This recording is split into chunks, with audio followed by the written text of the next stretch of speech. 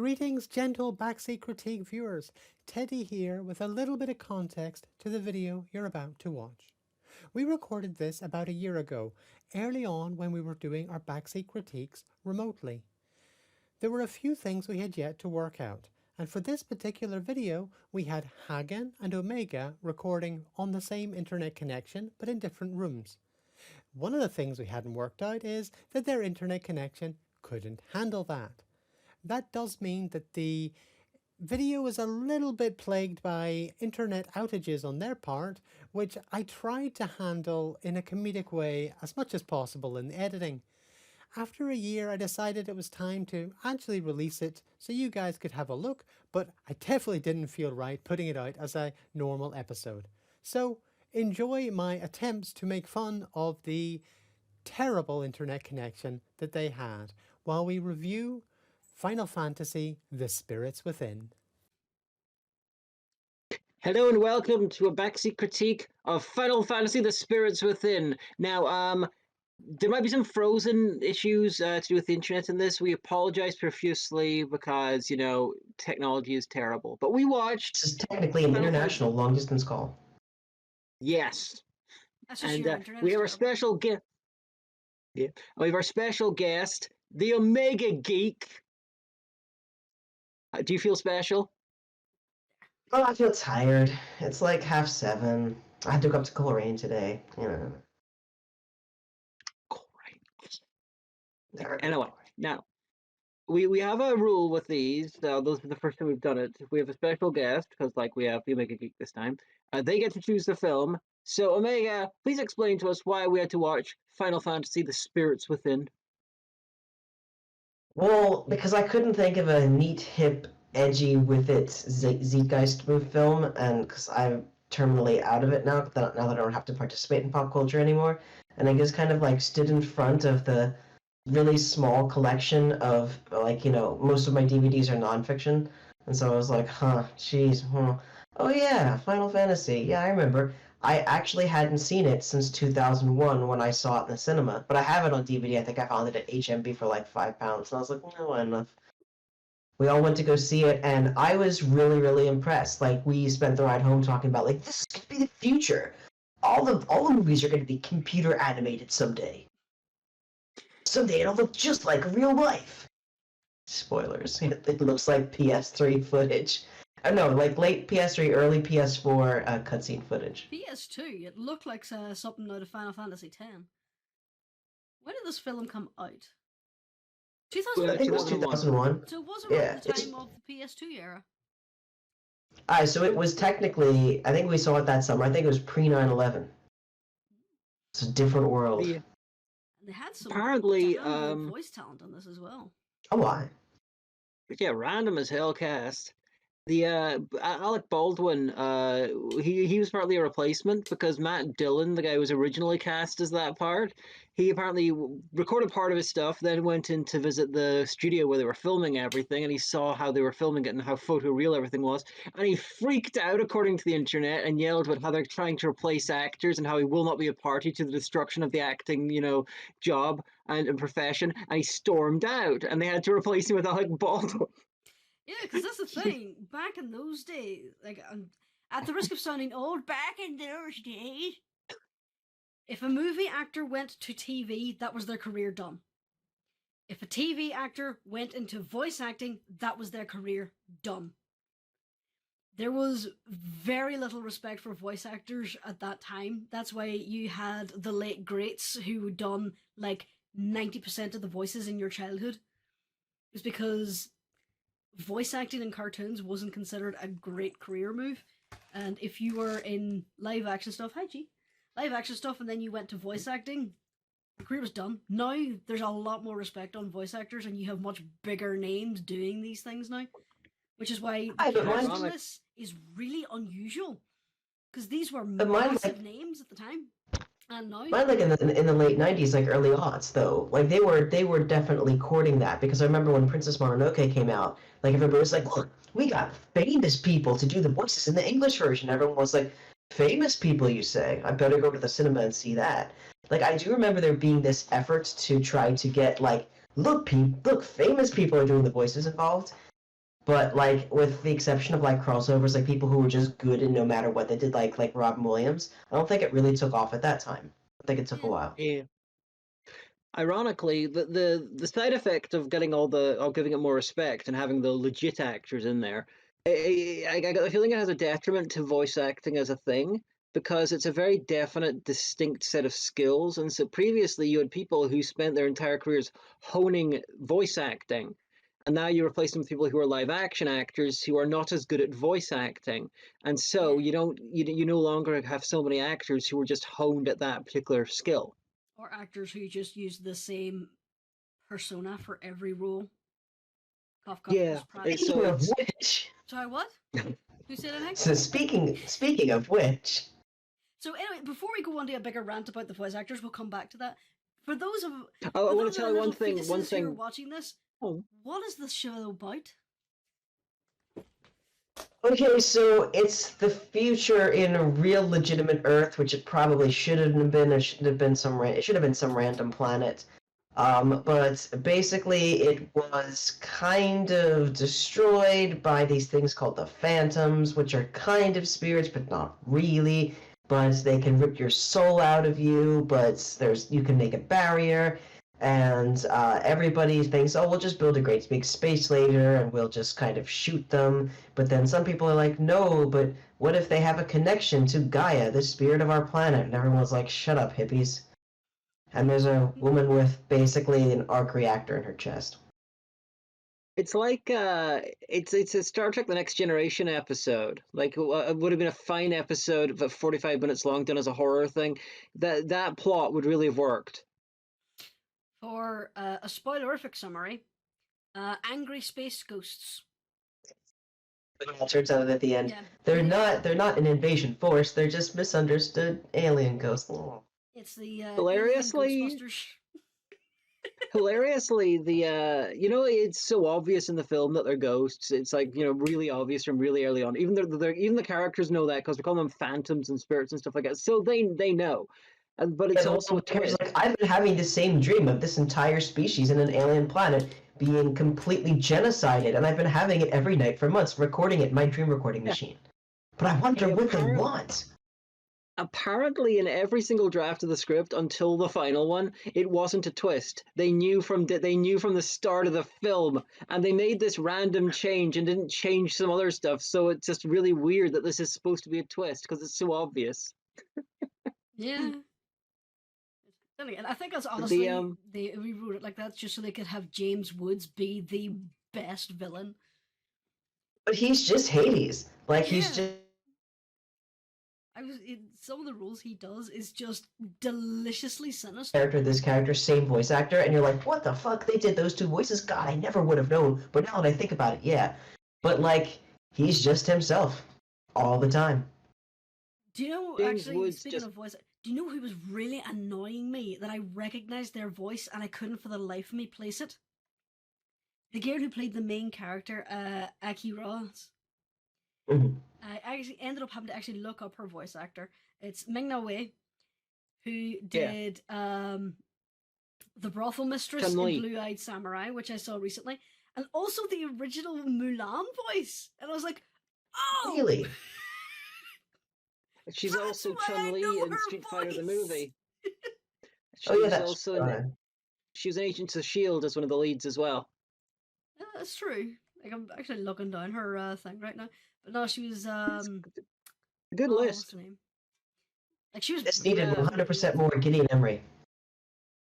The guy who was in charge of recording the mocap stuff in this film, very interestingly, he took a lot of what he learned from this and he took it to another project he worked on shortly afterwards called Lord of the Rings, where he was I was in about to charge of say. Gollum.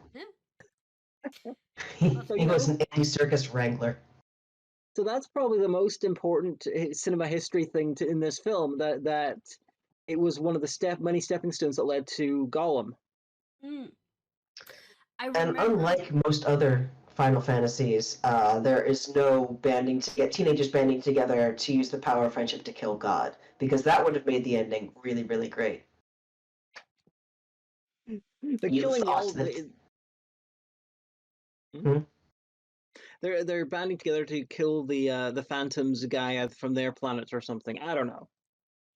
I think I remember now one of the criticisms it was about this. There were people saying it ripped off Titan A because that had like a Gaia thing as well, and it came out the year before. You know what? Titan A, another film that I saw in the cinema and then immediately bought on DVD, which I have watched, I think, once since then. And I was like, well, no, because here's the thing, we saw it, and I was like, all right, that was very like Don Bluth-esque. That was not like, Disney quote, but you know what? That was really good. I really enjoyed that. I really liked that. I felt the same way about that Disney movie Atlantis that didn't review very well, but I was like, actually, that was pretty good, and I enjoyed it. But moving on, aside from the voice actors, like I'm still like genuinely surprised that Keith David was in this. Like that man just has a golden voice. I love his voice acting. His appearance. Into in everyone's Husker, life, a bit of Keith David must fall. Ew. his appearance in Husker in Hazbin Hotel is just mwah. But y'all know what I'm like. Sound design. I like poking at the sound design. Not very much in the way of music in this. The sound effects are I didn't. pretty much on time. Unfortunately, because it's animated, they use a lot of basic stock sounds that you've heard in every video game ever. You Wilhelms. They should have had a riff on the Final Fantasy Level Up Congratulations music. Let's just work that into the score at some point. Everyone would be like, Or make it their comm source, their like mobile phone sound or something. It's like, Yeah. especially in her dreams, there is just so much of that very basic stock metal on metal and pinging noises, and it's just like, okay, there's a lot of stock. I never even noticed any of the sound stuff. It was so like the visuals had a lot of impractical but cool stuff, kind of like the 1990s Lost in Space movie. Stuff that is complete bollocks but looks nifty. But yeah, sound-wise, it's like I don't recall any of it. You mean like the vapor fall cushions at the very start? Yeah, that's the one thing I remembered from watching this in the cinema like 24 years ago. But speaking of the animation too, there's one thing that's kind of hard to do in animations whenever you're using a physics engine. Is to imply weight on a character. In lower budget animations, you can kind of see where there's no consistent weight around. You'd have a big character moving with the same physics as a slight character. In this one, the humans and the ships and the mechs and the vehicles all felt heavy. They felt like they had an actual physical presence on the world, whereas the Phantoms were all light and floaty, and that was a really good juxtaposition. There's a scene where they basically crash a car off the railway, and you see the car just thumps down, and you see the suspension bounce for a bit. That's a little detail I like because it implies weight in the vehicle. But while the suspension is bouncing too, you see the characters in the thing bouncing around. It's those little details for- I love. For 2001, I think this was really good, and it's really such a shame that it basically tanked its own film studio, because I think that if it had hit maybe a few years later, that reception might have been better. Oh yeah, probably. Did this come out before or after Advent Children? I'm gonna find out now. I'm pretty sure I want to say it came out in the summer. I have memories of going to see it. Summer 2001. Yeah. Oh, those halcyon days when we could pretend that everything was. Advent Children came out in 2005, so this was New before. millennium awaiting us. Oh, there we are. So, my little niggles, the general plot, what did you think? Would you recommend it? It's so very Final Fantasy. Yeah, this kind of like, we're a high-tech science. Oh God, your microphone. Like, we love high-tech science. It's future science, but we also have this really strong spiritual side that everyone just agrees with. One of the things that I really, now as a scientist, really dislike about the Oh shit. Here we go again. woman stands up in front of the New York City Council, I'm sorry, New York City Council, and like reveals the fact that she has one of these things in a containment field inside of her. And I was like, yeah, but here's the thing though. Why did you and Sid not write 17 peer-reviewed papers about every single aspect of the science, making that possible? Oh my god, you'd be swimming in grant money. Like, why were you not publishing? Like, who's funding this? I think Who's funding this research? I think they tried to Keith give David. a basic thing that although their science was useful, a lot of people thought he was a whackpot and following conspiracy theories. Yes, but that's true of every academic. We're all I also like how apparently it was the decision of the New York City Council whether to fucking nuke the center of the Phantoms rather than, asking the rest of the world about this. I honestly think that's supposed to be a collective council because there were people there from like wearing different clothes and having different accents, so I think it's implied that it's supposed to be a world council. Not explained well, but it's visually implied. Are you trying to disappear into the curtains? Yeah, you could have No, just I like your screen had frozen on, at least on my screen, and then you suddenly like worked to being like over here like you did your own jump cut. And I was like, what are you doing down there?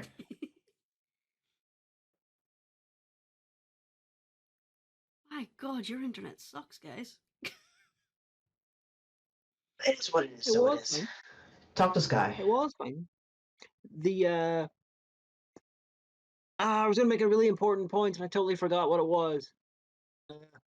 I was saying about the New York City Council. Yeah, they are kind of vague about whether it's it's New York City by itself or it's the entire world or just in North America. They're very vague about a lot of things, but the plot is so very Final Fantasy. In a weird way, it reminded me of Alien Resurrection because Alien Resurrection was written by an American, but it was directed by a French guy, and so as a result, you've got a lot of these sort of weird Frenchy type visuals from his art house. He does all these arty films, and the performances are like not naturalistic for Americans because he doesn't speak English. He directed this film, and so he got what sounded good to him was very French inflections and things, and so the performances are legitimately weird. And this you have a similar sort of thing where it's a very, very Japanese kind of plot, and the dialogue sounds like it's a translated anime and stuff like that. So it is like it's a weird hybrid of two very different things in the same way Alien Resurrection is. It's that JRPG villain of I want to shoot the big gun. Yes. James Wood wanted to pull the big lever and shoot the big gun. To shoot the big gun. But the reason I found out why the script is the way it is, the original guys wrote a script and they handed it off to this writer, and this writer was like, "Well, it's going to take like 6 months to a year to fix. There's a lot of problems with this script because it's been translated from the original Japanese." And the guys who wrote it I don't think they'd actually worked in film before. So then the studio were like, "Okay, you've got a week. We want you to rewrite it." And so he worked like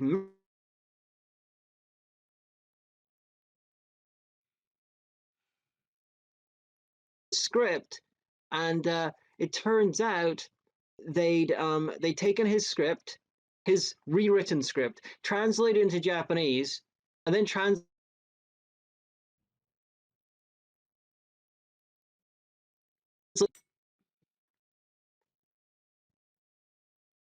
Pretty much all of that got cut out. God damn it. Something, original script, blank. Translated Japanese. to Japanese, blank. The film script feels like it's like badly translated from Japanese, and it kind of was because this guy wrote it. He then tried to adapt it to naturalize it as we as you'd think that they should. Then they translated it back into Japanese, and then they retranslated it into English, and that's how it ended up the way it was. That's how you end up with English. That's what James Woods was so angry about. He probably had like a better motivation in Japanese. Nothing to do with the fact that he just wanted to commit a little genocide and ended up creating a big genocide. So It's it's James basically Woods. just it's basically what he says on Twitter, pretty much. That's terrible. I'm gonna get sued. He only But wanted to create a little war crime. just a bit. And I mean, And they're both frozen. I know.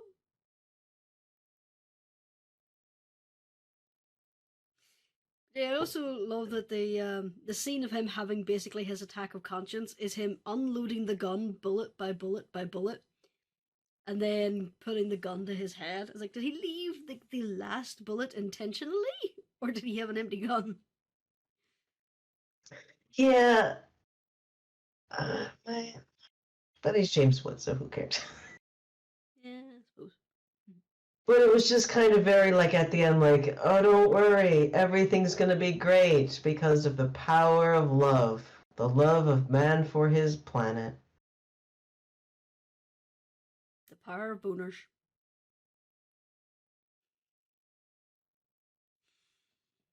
I feel like my jokes are missing because those two keep breathing. I'm not doing anything. I'm just sitting here peacefully.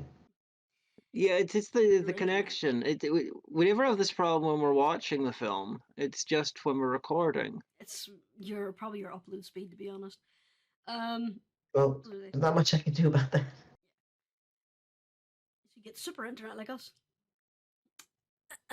But okay. Aside from that, do you have any other comments you'd like to make? Any particular scenes that you enjoyed? I'd just like to say. Go ahead. Oh, I'd just like to say that, and then it was amazing. I absolutely love. Eric is in the same Everyone place as knows you. you're baking. I can ask him to go and hit you. I'll do it too. I will throw down my well throw down. I will gently place my headphones down and run downstairs. And then probably trip over all of the clutter in your office and require emergency medicals. But anyway, my original question still stands.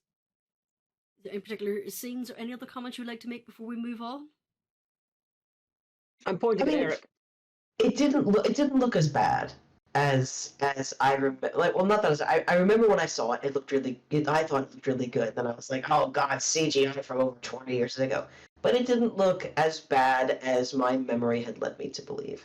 So I think that like if you've never seen this before, or if you weren't even born when this came out, you know what? Get it and watch the history and be like, this is where we came from. This is.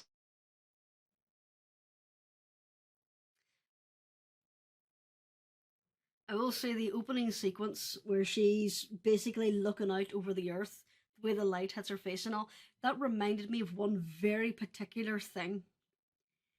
In Final Fantasy X-2, there's a scene where Yuna sings in the Thunder Plains, and then the storms part. It reminded me specifically of that scene, and I don't know why. Probably because it had like the same animation style, but yeah.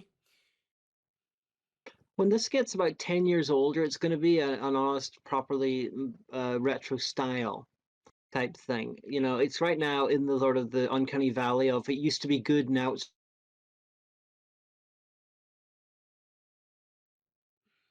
It is. That you know if that makes like PS3 graphics look terrible. 8-bit look or have a style. Yeah, I think I saw a pretty good example of this. It's like modern graphics, and it's like the new Ford Ranger, and PS1 graphics, it's the Cybertruck. You lost all of that, didn't you? Yes. You said something about 8-bit and then you froze. I didn't freeze. I just held very still. I just said PS3 graphics look kind of crap now. 8-bits are so old and that they have their own style, and this is kind of similar. You know, given enough time, it'll become 8-bit. Well, here's the thing. Originally, pixel art in old games, the reason they looked so good to us is because they were designed for old CRT monitors, so that they blurred into each other. in high definition monitors, the original pixel art looks terrible. But they Yeah, worked with the Yeah, it's technology but we had. new style pixel art looks pretty good. I just played. Oh yeah.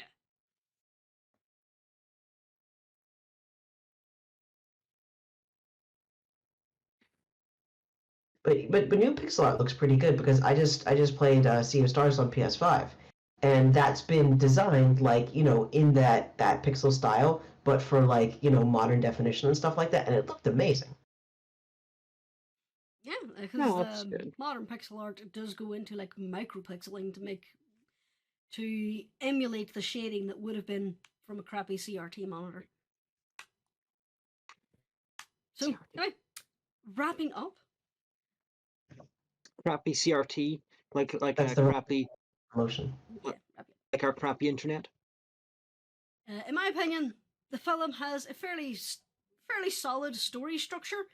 I'm like 90% sure the reason this didn't have a big success was because it was overshadowed by other films at the time. I also think that a lot of people compared it to Titan AE because the Titan AE had a similar story with Gaia. So, a bit like Treasure Planet, it was an Oh, yeah, I remember that underperforming too. classic. Like, this was a solid story structure, nothing groundbreaking. It was a protectable story, but it was a fun story just to turn your brain off and watch. So, yeah. It was CGI for adults. Like this isn't Toy Story CGI. This is real CGI. Everyone's like, huh? I have no theories as to why this failed, but it's interesting to note that it also flopped in Japan. So Oh, okay.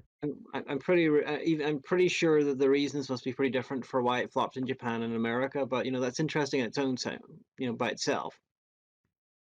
I'm sure there's some YouTuber out there that's got like a freaking like 2.5 hour feature length deep dive into what happened. Quite And I'm probably gonna look it up after this. Like, a lot of things came out around this time. Like, a lot of really big blockbuster films. Like, Wasn't there an X-Men film that summer? yeah, No, a that's year when before. the Marvelverse started. Okay. Oh my god, that's when the Marvelverse started. No, that started in the 90s Because- because Blade. Yeah, but that wasn't like the official. Like, this was like the. That got retconned into it. Well, if you're talking about the Marvelverse, then that would start 2008 with Iron Man. So if you're gonna, Fair. Yeah, those because are the two X-Men only were places you can really start. they were Fox properties, right? X-Men were.